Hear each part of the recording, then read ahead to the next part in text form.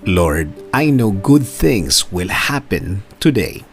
Lord, thank you for today. Thank you for another day. Maraming salamat sa bagong pagkakataon na ibinigay niyo sa akin. Maraming salamat, Lord, kasi alam ko maraming magandang pangyayari ang mangyayari sa araw na ito.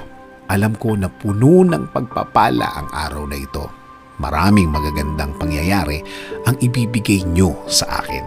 Dahil alam kong patuloy ang pagbibigay niyo ng magagandang bagay sa aking buhay. Mas maayos at mas tama kesa sa mga nagdaang mga araw. I am giving and submitting everything to you, Lord. Ikaw na ang bahala sa aking araw-araw. Patuloy mo akong i-lead sa aking buhay. Patuloy mo akong bigyan ng guidance. Alam kong patuloy mong ilalagay ang mga bagong opportunity sa aking buhay, Lord.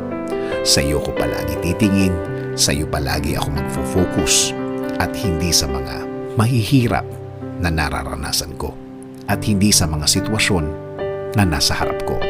Sa mga bagay na kung iisipin ko, Lord, ay malulungkot lang ako at iisiping bumigay. Again, Lord, I declare this will be a good day today.